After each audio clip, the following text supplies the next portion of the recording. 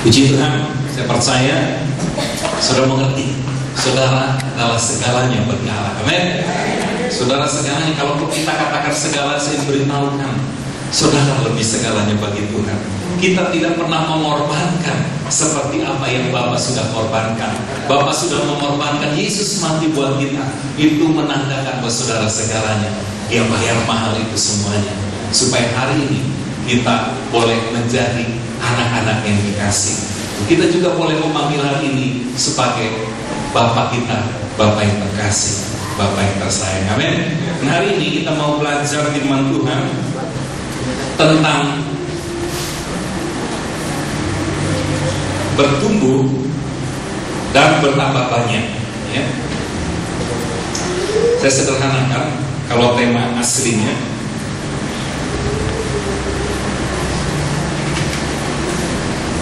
Lipat ganda merupakan kehendak Allah sejak semula. Ya, saudara lihat di layar ada kata apa? Fruitful and multiply. Fruitful, ingat dulu kata itu ya, walaupun bahasa Inggris. Fruitful and multiply. Coba ucapkan fruitful, multiply. Walaupun ada yang nggak biasa pakai bahasa Inggris, coba ya. Luar biasa lah kita. Fruitful, multiply. Kita lihat bersama-sama Kejadian pasal yang ke-1 ayat yang ke-27.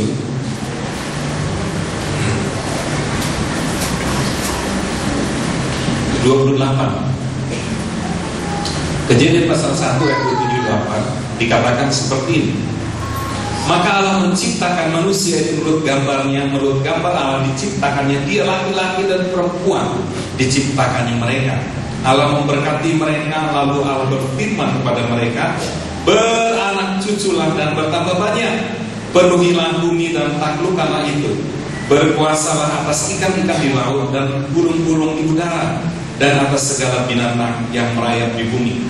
Jadi ketika Adam dan Hawa diciptakan, Adam dan Hawa diciptakan serupa, segambar dengan Allah. Adam dan Hawa merefleksikan pribadi Allah. Adam dan Hawa menggambarkan pribadi Allah, karakter Allah. Dan Allah berfirman setelah Adam dan Hawa diciptakan, supaya mereka kemudian beranak cucu dan bertambah banyak. Beranak cucu dan bertambah banyak. Itulah kehendak Allah sejak semula. Itulah visi Allah sejak semula, supaya bumi itu dipenuhi dengan orang-orang yang merefleksikan gambar Allah, dipenuhi dengan orang-orang yang segambar dengan Allah. Itulah kerinduan Allah. Bumi penuh kemuliaannya. Bumi dipenuhi dengan orang-orang yang serupa, segambar dengan Allah. Itulah tujuan Allah semula. Tapi kemudian Adam dan Hawa jatuh dalam dosa, dan kemudian keturunan Adam dan Hawa itu dikatakan bukan lagi segambar serupa dengan Allah ketika dilahirkan. Mereka segambar dengan Adam ketika dilahirkan. Manusia kehilangan kemuliaan Allah karena dosa. Tetapi kemudian melalui Kristus, melalui pengorbanan Yesus, maka dipulihkan kemuliaan itu. Kristus, ketika kita dilahirkan kembali, maka kita mengalami kehidupan Kristus di dalam kita. Ya, ketika Adam dan Hawa diciptakan, Allah mengembuskan nafasnya, Allah memberikan rohnya, Allah memberikan kehidupannya kepada Adam. Tetapi ketika kita dilahirkan kembali, kita mengalami juga kehidupan Kristus. Itu bagi kita, saudaraku. Ketika saudara lahir kembali, itu bukan Yesus sebagai bayi yang lahir di dalam kita. Banyak orang berpikir bahwa Yesus itu benih. Ketika lahir kembali kita, Yesus itu seperti bayi yang baru lahir dalam kita. Tapi saya beritahukan bahwa ketika kita dilahirkan kembali, Kristus dengan segala kemuliaannya itu dinyatakan di dalam kita.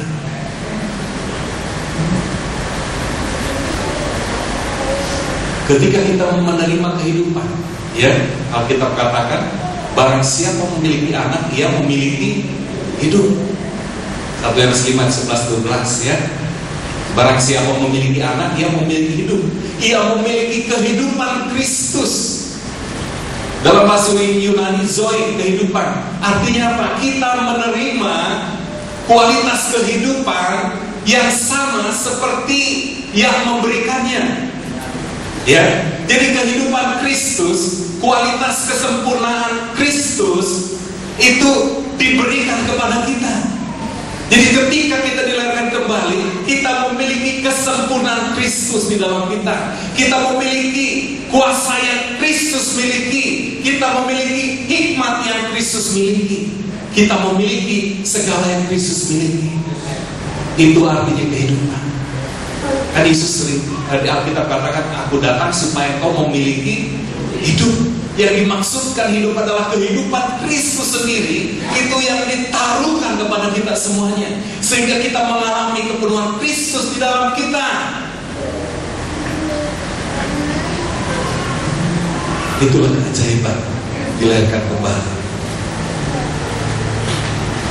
Saudara dan saya bukan memiliki Kristus yang baik lahir 2000 tahun yang lalu, tapi memiliki Kristus yang sudah mati dengan segala keperkasaan, dengan segala kuasa. Dia bersama dengan kita.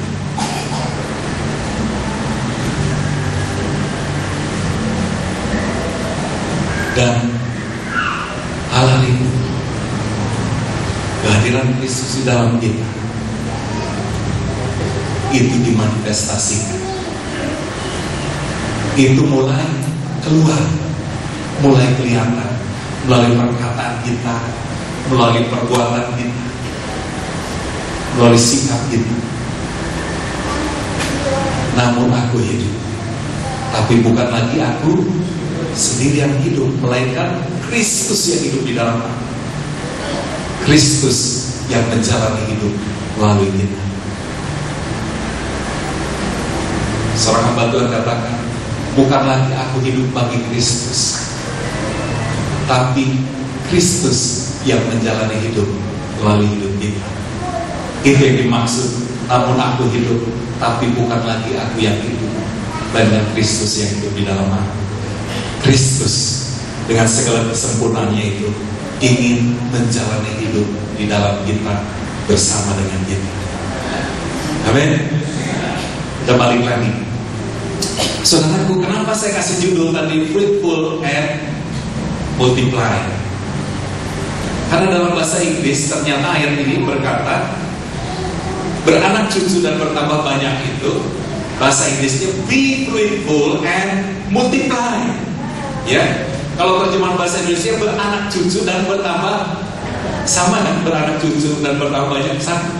Tapi dalam bahasa Inggris dikatakan be fruitful and multiply. Apa yang dimaksud dengan be fruitful? Apa yang dimaksud dengan multiply? Saudaraku, be fruitful, fruit itu berbuah, ya. Kalau ada jus kan jus apa macam-macam, ada fruit, macam-macam merek, ada fruitnya, buah, ya. Ingat aja kalau fruit itu buah, fruitful itu berarti berbuah, buah, ya. Jadi Allah merindukan kita berbuah. Bagaimana caranya berbuah? Maka kita harus bertumbuh. Karena tumbuhan itu berbuah kalau sudah menjadi dewasa, matang. Sama seperti kita.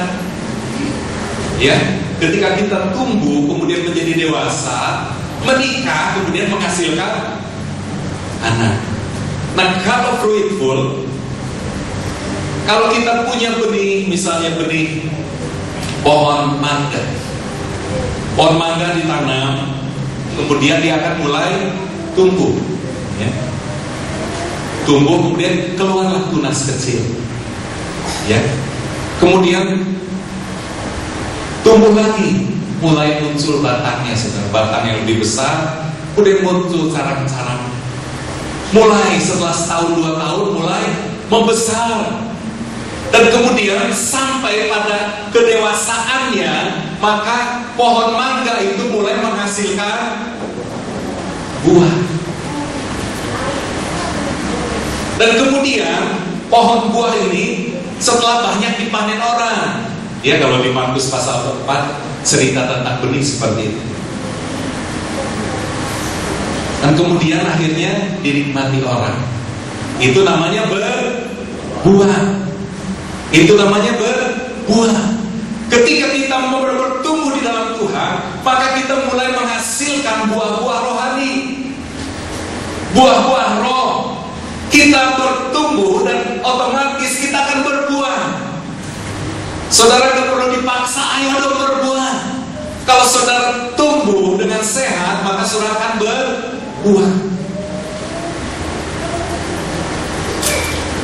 Sepanjang pohon itu tertanam di tanah, maka dia akan berbuah. Sepanjang tanahnya normal, airnya normal, dia akan berbuah.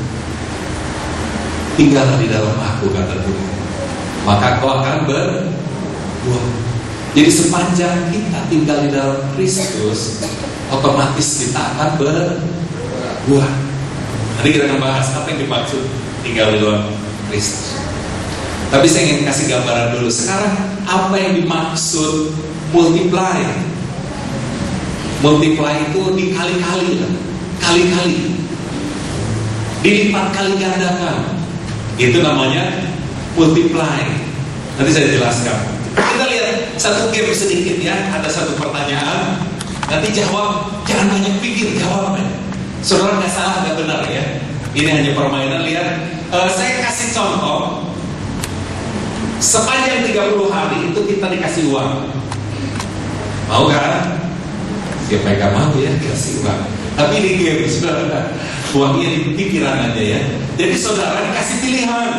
Yang pertama, saudara dapat uang setiap hari 100 juta. Wow, luar biasa ya. 100 juta, saudara, kalau gak usah yang kecil-kecil ini kan ayalan gitu ya. 100 juta setiap hari 30 hari. Jadi pada akhir tahun, pada akhir hari ke-30 kita dapat 100 juta kali 30, 3 miliar. Ya, amin. Saudara mulai amin ya. Berpikir besar ya. Berbisnis yang besar ya. Nah kemudian saudara pilih mau yang itu, yang pertama. Terus pilihan yang kedua. Pilihan yang kedua, saudara dapat hari pertama 1 juta, kedua 2 juta, ketiga 4 juta, hari berikutnya 8 juta, 30 hari. Saudara pilih mana?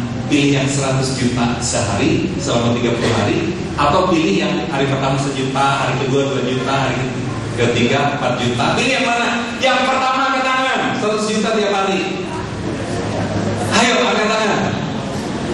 Gak usah malu-malu, ini permainan. Ayo angkat tangan, 100 juta, ayo 100 juta tiap hari, 100 juta tiap hari, angkat tangan. Ayo sekarang yang pilih yang kedua, angkat tangan. Yang gak pilih angkat tangan. Perasaan banyak yang gak pilih ya. Tapi yang saya ulang lagi, katanya bingung kata Pak Rodi, terpaksa saya ulang. Yang pertama dapat setiap hari 100 juta. Besoknya 100 juta, besoknya 100 juta, besoknya lagi 100 juta. Pada akhir, kalau di total berarti 30 kali 100, jadi 30 3 miliar ya. Oh cepat kali temuin ya. 3 miliar. Nah kemudian yang kedua, saudara dapat 1 juta, besoknya 2 juta, besoknya 4 juta, besoknya 8 juta, besoknya 16 juta. Saudara pilih yang mana? Pilih yang pertama atau kedua? Yang angkat tangan yang pertama dulu. Yang dapat 100 juta tiap hari. Ada yang kedua angkat tangan. Wah lebih banyak yang gak pilih. Kalau begitu saya simpulkan yang gak pilih, pilih yang kedua ya. Pilih yang pertama lah biar. Nah kita lihat di layar seperti apa sih. Saudara lihat, per hari 100, berarti pada hari ke-30 dapat 3 miliar. Nah sekarang yang kedua, itu dapat hari pertama 1 juta, kemudian yang kedua 2 juta, yang ketiga 4 juta, hari ke-10 sudah 512 juta, hari ke-15 sudah 16 miliar, hari ke-30 sudah 536 miliar, saudara. Ya, lihat, ya. Jadi yang pilih pertama menyesal, cuma dapat 3M. Yang pilih kedua dapat 1 1 miliar saudara, di atas triliun. Saya kan hitungnya bingung, ini nyebutnya apa gitu. Saudaraku, yang di atas itu berbicara tentang fruitful, bertumbuh. Tapi yang di bawah berbicara tentang multiply, berlipat kali ganda. Saudara, bertumbuh itu ada batasnya. Saudara, usia tertentu akan mengakhiri hidup di bumi, tidak ke surga ya. Waktu mengakhiri hidup di bumi, pindah ke surga. Kalau kita kan gitu ya, bukan. Itu pindah aja, pindah ke surga. Tapi sebelum pindah ke surga, apa yang kita wariskan? Kalau kita tidak punya, kalau kita tidak melakukan pelipat gandaan, pertumbuhan itu terbatas. Tapi pelipat gandaan itu membuat sesuatu yang tidak terbatas dalam hidup kita terjadi. Orang multiple Pak Osa misalnya itu kalau soal multiply ini jago gitu ya. Ini kan prinsipnya seperti itu. Dan Allah merindukan kita bukan hanya bertumbuh menjadi dewasa, kemudian berbuah secara rohani, tetapi ada adanya multiply. Allah ingin kita juga melipat kali gandakan, ya, melipat kali gandakan. Orang-orang yang segambar dengan Kristus yang dewasa itu bukan hanya satu kita, tetapi kemudian kita lahirkan anak-anak rohani yang serupa dengan kita. Karena kita serupa dengan Kristus, dia juga serupa dengan Kristus. Ini saya gambaran sempatnya aja ya, betapa dahsyatnya multiplikasi, berlipat kali ganda itu. Dan Allah sudah memberikan pola itu untuk kita. Dan Yesus pun melakukannya. Yesus melakukannya, saudara. Dia juga melipat kali gandakan hidupnya. Yesus melakukan buah-buah rohani Yesus luar biasa. Kesembuhan, mukjizat, dahsyat luar biasa. Tapi Yesus juga menghasilkan buah yang tinggal tetap. Jadi ada buah roh, ada buah yang tinggal tetap, yaitu menduplikasikan, memultiplikasikan, melipat kali gandakan pribadinya sendiri melalui 11 muridnya. Oleh karena itu, di Yohanes pasal yang ke-17, Yesus dengan tegas, aku sudah menyelesaikan tugasku.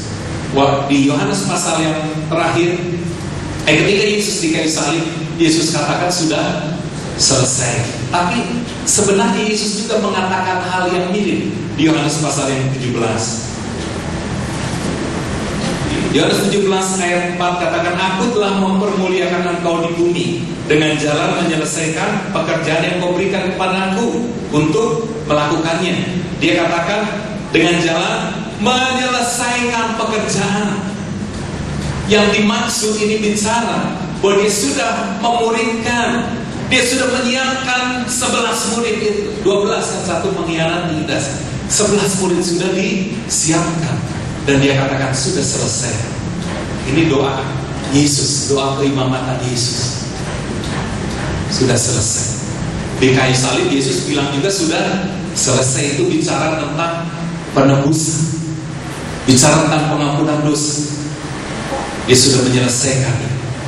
Tetapi dia juga sudah menyelesaikan bagian yang disebutkan dalam Kejadian pasal 1 tadi.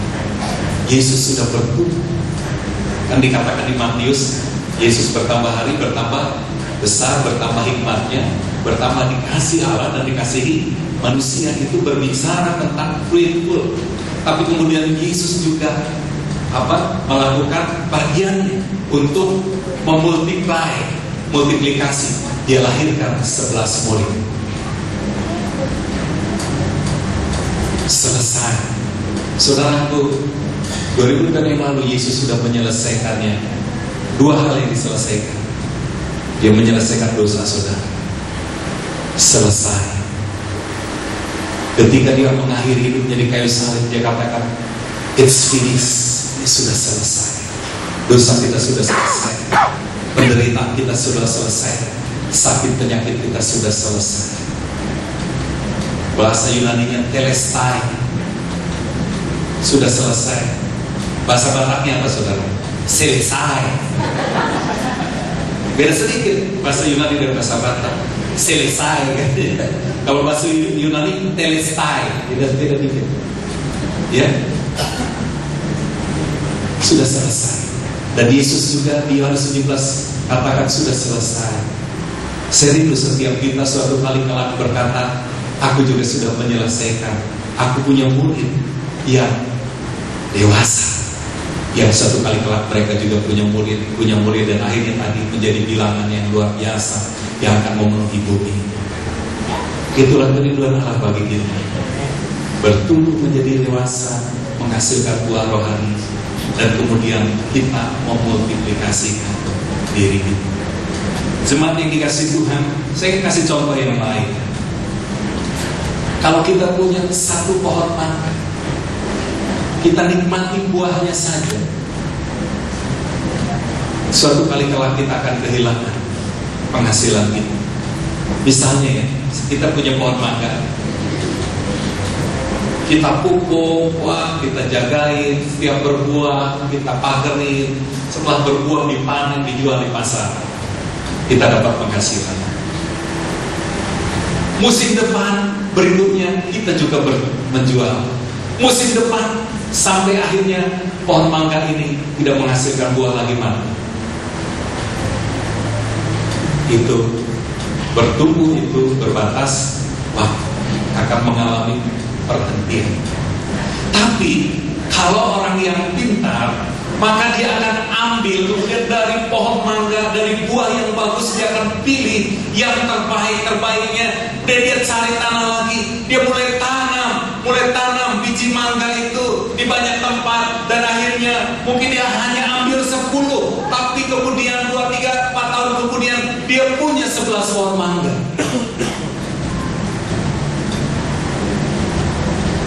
Dan kemudian pohon mangga yang 10 itu mulai berbuah. Ketika dia berbuah, dijual lagi, menghasilkan. Kemudian dari masing-masing pohon mangga diambil 10 lagi yang terbaik, bibit-bibitnya dapat 100.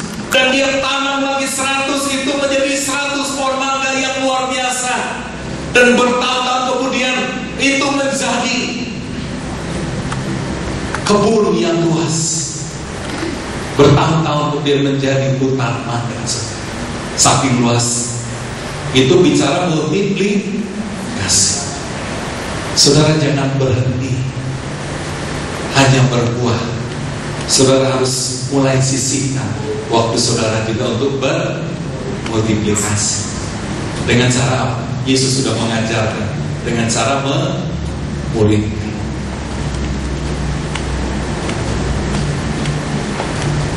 Inilah pola yang diajarkan Alkitab untuk kita mengalami multiplikasi.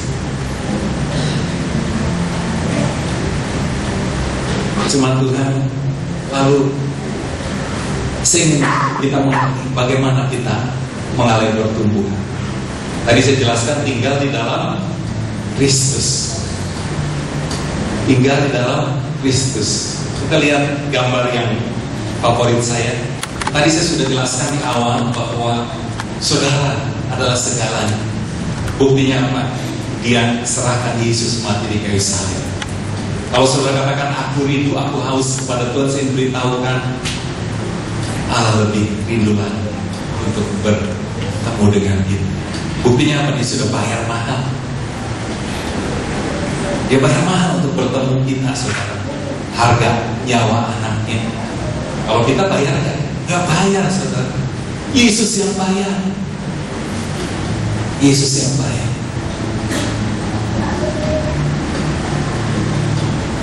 Saya mundur sedikit. Alkitab katakan seperti ini. Di Kolose dikatakan bahwa Allah memperdamaikan kita. Allah memperdamaikan kita melalui pengorbanan Yesus di kayu salib. Artinya awalnya kita memusuhi Allah melalui pikiran, perbuatan kita yang jahat. Sebelum kita dilihatkan kembali, saudara dan saya adalah musuh Allah. Kitab Kolose, kita lihat kitab Kolose ya. Kolose pasal yang pertama. Ayat 21 saya bacakan, juga kamu yang dahulu hidup jauh dari Allah dan yang memusuhinya dalam hati Allah, dalam hati dan pikiran seperti yang nyata dari perbuatanmu yang jahat, sekarang diperdamaikannya di dalam tubuh jasmani Kristus oleh kematiannya, untuk menempatkan kamu kudus, tak bercela, tak bercacat di hadapannya. Saudara dijadikan kudus, tak bercacat, tak bercela di hadapan Allah, ya, oleh pengorbanan Yesus. Tapi ada jalan, ya, menuju kepada kekudusan, ke tak bercacat celaan itu ada langkahnya, yaitu diperdamaikan oleh pengorbanan Yesus. Saya jelaskan sederhana. Jadi ketika kita belum dilahirkan kembali, kita menjadi musuh Allah. Kita tidak mungkin bersekutu dengan Allah. Kita tidak mungkin bergaul dengan Allah. Karena kita katakan yang menjadi penghalang aku dan engkau adalah dosa-dosamu. Dosa membuat kita tidak lagi bisa berhubungan dengan Allah. Tetapi kemudian Allah menyelesaikan dosa kita. Allah mendamaikan kita dengan dirinya. Sekali lagi, sebelum kita dilihat kembali, saudara dan saya adalah musuh Allah. Saudara, kalau mau berdamai, biasanya ada harga yang harus dibayar untuk perdamaian itu. Yang bayar biasanya yang salah atau yang betul? Yang salah. Jadi sekali lagi, yang bayar biaya perdamaian itu yang salah. Benar gak? Normal gak? Normal, siapa-siapa juga kalau berdamai. Misalnya saudara misalnya mobilnya ditabrak, mobil orang gitu. Udahlah, kata polisi, damai aja. Maka terjadilah perdamaian. Caranya apa? Orang yang bersalah itu memperbaiki mobil kita yang rusak. Benar ya? Normal kan? Sekalipun mobilnya sama-sama rusak, tapi yang nabrak ini yang harus bayar biaya perdamaian dengan cara memperbaiki mobil ini. Normal kan? Tapi kisah Alkitab tidak normal, saudara. Kita yang bersalah, tapi Allah yang membayar biaya perdamaian. Itu indahnya kasih Tuhan. Sekali lagi, yang membayar itu bukan kita, karena kita nggak akan sanggup bayar. Pemazmur Daud katakan, tidak ada yang sanggup bayar harga nyawa di hadapan Allah. Oleh karena itu, Yesus yang dibayarkan sebagai harga untuk perdamaian saudara dan saya. Sekali lagi, kasih itu luar biasa. Biasanya yang salah yang harus bayar, tapi kita gak bisa bayar, saudara. Allah yang membayarkannya lunas, bahkan berlebih, dengan nyawa anaknya yang tunggal, Yesus. Dahsyatnya kasih Allah. Dahsyatnya. Kita beri tepuk tangan buat kasih Tuhan. Saudaraku, kita balik lagi ke gambar. Untuk itu Yesus mati memperdamaikan saudara dan saya, sehingga saudara dan saya kalau sudah dikatakan dijadikan kudus, tak bercacat, tak bercela di hadapan. Supaya apa, saudara? Supaya kita bisa intim dengan Allah, intimasi dia. Supaya hari ini saudara dan saya bisa mengalami keintiman dengan Tuhan. Supaya saudara dan saya bisa bergaul dengan Allah. Supaya saudara dan saya bisa berjalan bersama Allah dalam hidup kita. Supaya kita dalam bahasa visi kita adalah orang-orang yang senantiasa antusias. Itu bicara tentang orang-orang yang senantiasa terhubung kepada Allah. Dan oleh karenanya kasih Allah mengalir. Kita rindu menjadi pelayan perdamaian. Ya, saya ingin mengingatkan, visi kita adalah senantiasa antusias. Kita menjadi gereja yang senantiasa antusias untuk melihat Indonesia dan bangsa-bangsa penuh kemuliaan. Senantiasa antusias itu berbicara tentang kita yang senantiasa intim dengan Allah, terhubung dengan Allah, bergaul dengan Allah. Dan oleh karena itu, isi hati Allah itu mulai ditanamkan di kita, dan kita mulai menjadi pelayan pendamaian bagi banyak orang, untuk mereka bertemu dengan Kristus. Jadi supaya saudara bertumbuh, tadi kan fruitful, tinggal di dalam Kristus, maka saudara harus intim dengan Allah. Dan keintiman yang Allah rindukan adalah keintiman yang 24 jam sehari. Keintiman yang 24 jam sehari. Buktinya apa? Kristus tinggal di dalam kita. Dan Kristus tinggal di dalam kita bukan 1 jam ketika ibadah doa, bukan 2 jam ketika ibadah raya. Dia tidak tinggal di dalam kita ketika kita di rumah saat teduh, tapi dia 24 jam sehari. Dia bersama dengan kita. Kehidupan Kristus yang ada dalam kita itu menyertai kita terus menerus. Dan itulah yang Allah rindukan, keintiman yang seperti itu. Dia ingin menyertai kau, bukan hanya ketika doa pagi, tapi Allah ingin intim dengan engkau ketika engkau sedang bawa mobil, ya. Ketika engkau sedang ngetik di komputermu, Allah juga ingin bersama dengan engkau. Allah ingin bersama dengan engkau, berjalan bersama dengan engkau. Saya pernah ceritakan ketika Adam dan Hawa jatuh dalam dosa, dan mereka mendengar suara langkah kaki Tuhan. Wow, langkah kaki Tuhan aja apal Adam dan Hawa. Kenapa? Karena dia terbiasa bergaul dengan Allah. Dia tahu kapan Allah mau bicara. Saya rindu kita menjadi jemaat yang antusias, adalah jemaat yang terhubung kepada Allah, jemaat yang intim dengan Allah, yang tahu persis kapan Allah mau ngomong, yang tahu persis kapan Allah mau bicara buat kita. Mungkin ketika kita sedang mengetik pekerjaan kita lagi mungkin overload kerjaan kita begitu banyak, tapi ketika Allah mau bicara kita tahu, wah, Tuhan mau bicara, saya stop dulu kerjaan saya. Tuhan silakan bicara. Keintiman di mana ketika ibu-ibu masak, ibu-ibu bisa menikmati Tuhan sambil masak. Keintiman ketika saudara mungkin punya angkot, sedang bawa angkot, saudara bisa menikmati, wah, Yesus luar biasa. Ketika saudara sedang bekerja, mungkin sedang melayani pelanggan, saudara punya usaha, ketemu klien saudara menikmati juga Kristus. Keintiman yang seperti itu Allah rindukan. Keintiman yang bukan lagi dibatasi oleh jam doa, tapi intim dimanapun kita berada, karena Kristus menjalani hidup di dalam kita. Namun aku hidup, tapi bukan lagi aku sendiri yang hidup, melainkan Kristus yang di dalam aku. Keintiman yang seperti itulah yang Allah rindukan.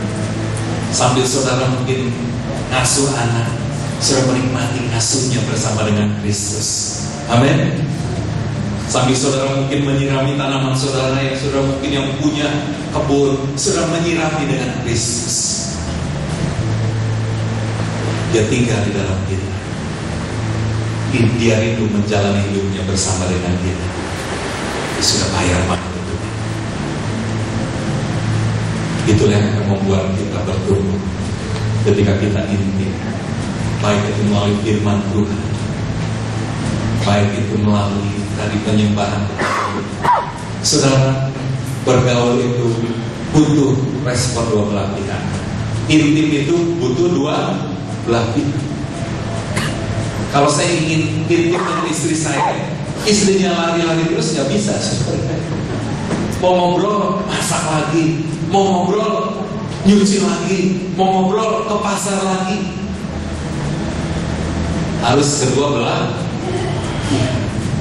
Allah sudah pasti dan jelas Dia ingin bersekutu intim dengan kita. Dia bayar mahal untuk itu. Oleh karena itu kita harus mengusahakan diri untuk intim dengan Dia. Saya katakan, di sisi Allah itu, Allah sudah bayar lunas saudara. Supaya intim dengan saudara, Dia sudah selesaikan. Dia ingin intim dengan kita. Tapi seringkali kita yang kurang kesempatan kita untuk intim dengan Dia. Saudara bisa intim bukan hanya ketika jam doang. Sambil saudara berjalan, saudara bekerja, Kristus gak jauh. Dia di dalam kita. Kita bisa mengatakan sesuatu, kita bisa menyapa Dia. Sering jemaat IKKR adalah jemaat yang intim dengan Dia. Bukan hanya beberapa hamba Tuhan yang bilang, Tuhan bilang kepada saya harus begini-begini, tapi setiap jemaat suatu kali telah itu semuanya mendengarkan suara Tuhan, mendapati Tuhan berbicara dalam hidupnya. Amin. Bukan hanya para pengkhotbah, bukan hanya para pemimpin PA, tapi seluruhnya jemaat Tuhan adalah menjadi jemaat yang mendengar suara Tuhan, melihat Tuhan di dalam hidupnya, dan oleh karena itu dia melakukan kehendak Tuhan dalam hidupnya. Yesus adalah gambaran seperti itu. Ketika ada di bumi ini, Dia adalah pribadi yang intim dengan Allah. Dia adalah pribadi yang begitu dekat dengan Allah, dengan Bapaknya. Dan Dia katakan, tidak ada sesuatu yang aku katakan tidak berasal dari Bapa. Yang Yesus katakan itu berasal dari Bapa. Dia mendengarnya dari Bapa dan Dia katakan apa yang Bapa katakan. Dan apa yang Dia kerjakan itu Bapa sendiri yang mengajar kepada Dia. Kita itu menjadi jemaat yang seperti ini, menjadi jemaat yang intim dan mendengar suara Tuhan. Jemaat Tuhan yang dikasih Tuhan, ketika kita mulai berintiman dengan Allah, maka kita mulai berbuah. Saya percaya kalau benih itu ditanam di tanah yang tepat, diberi air yang cukup. Markus bilang, orang yang menanam itu gak ngerti gimana caranya sih bisa bertumbuh. Ya, pertumbuhan itu pertumbuhan yang kita gak sadar. Kita tiba-tiba bertumbuh dan berbuah. Saudara, kita buktikan Yohanes pasal yang keempat, Markus pasal yang keempat. Saya akan bacakan buat saudara Markus pasal yang keempat ayat 26. Ini perumpamaan tentang benih yang tumbuh. Lalu kata Yesus, beginilah kerajaan Allah itu, seumpama orang yang menaburkan benih di tanah, lalu pada malam hari ia tidur, dan pada siang hari ia bangun, dan benih itu mengeluarkan tunas, dan tunas itu makin tinggi. Bagaimana terjadinya tidak diketahui orang itu. Bumi dengan sendirinya mengeluarkan, ya saudara, bumi dengan sendirinya mengeluarkan buah, mula-mula tangkainya, lalu bulirnya, kemudian butir-butir yang penuh isinya dalam bulir itu. Apabila buah itu sudah cukup masak, orang itu segera menyambit, sebab musim menuai sudah tiba. Sudah lihat, perumpamaan ini berbicara perumpamaan kerajaan Allah, berbicara tentang orang yang menabur. Orang ini menabur, kemudian dia tidur, dan kemudian bangun pada siang hari, dan dikatakan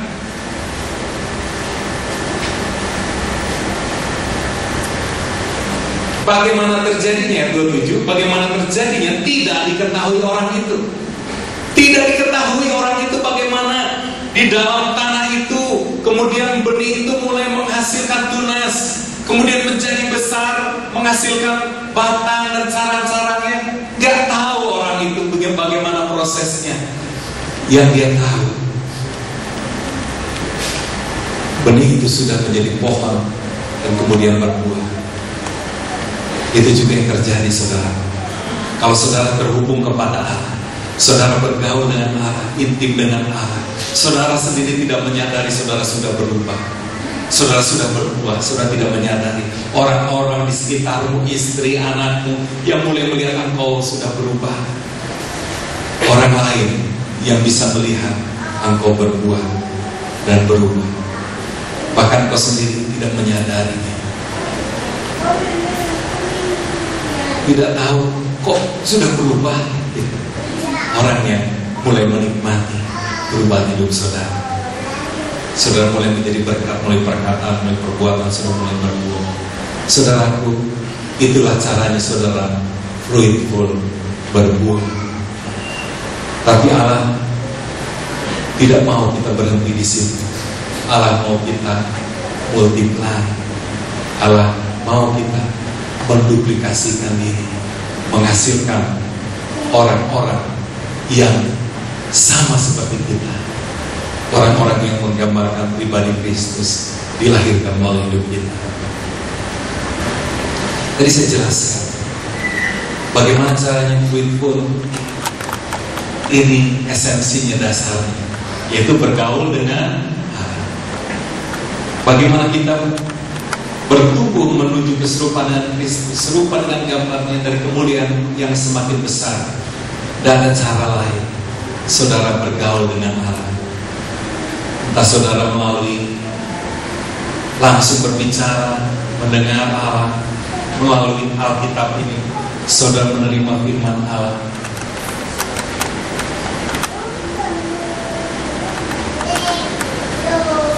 Melalui itu semua, kita mulai berbuah dan berubah.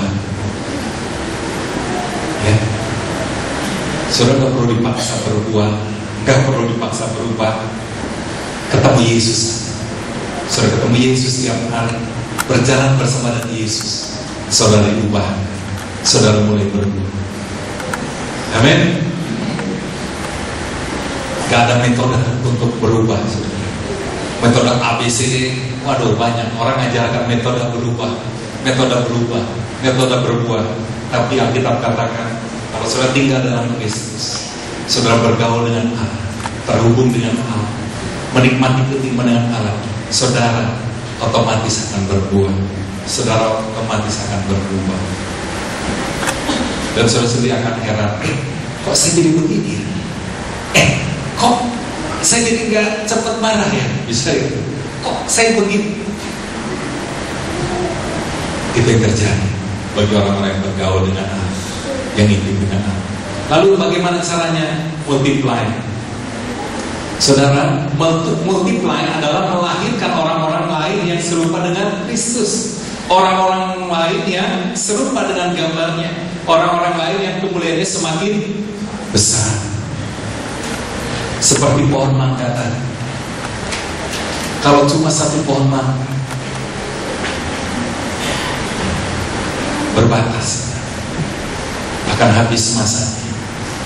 Tapi kalau kita sisihkan 10 biji mangga, kita tanam menjadi 10 pohon mangga, terus tahun-tahun berikutnya kita lakukan juga seperti itu, kita akan punya hutan mangga, bukan hanya kebun mangga. Saudara tidak cukup berbuah, saya tidak cukup berbuah, tapi kita juga harus memultiplikasikan. Kita harus memiliki buah yang tinggal tetap. Kita harus mulai melahirkan orang-orang lain, baik melalui penginjilan kita, kita melahirkan orang-orang yang kita muridkan, memultiplikasikan. Kita rindu menjadi orang-orang yang, kalau istilah orang Batak, saur mantuan. Artinya, ketika kita mengakhiri pelayanan kita di bumi, kita sudah punya anak rohani, kita punya cucu rohani, kita punya cicit rohani.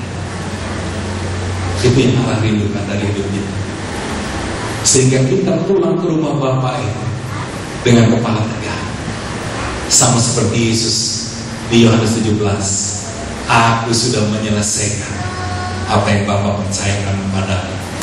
Aku sudah menyelesaikan apa yang sudah Bapa percayakan kepadaku. Kita sudah saur Tuhan. Saya rindu kita menjadi orang-orang yang seperti itu. Kita bukan hanya bertumbuh secara sendiri, kita punya anak jasmani, tapi kita rindu menjadi orang-orang yang bermultiplikasi, menghasilkan anak rohani. Dan Yesus sudah ajarkan caranya, muridkan. Kita punya anak rohani, muridkan. Dan anak rohani kita ajar supaya memuridkan. Dan cucu rohani diajarkan oleh anak rohani kita memuridkan, menghasilkan anak-anak rohani. Itulah kehendak Bapa buat kita semua. Itulah kerinduan Bapa atas kita semuanya. Fruitful and multiply.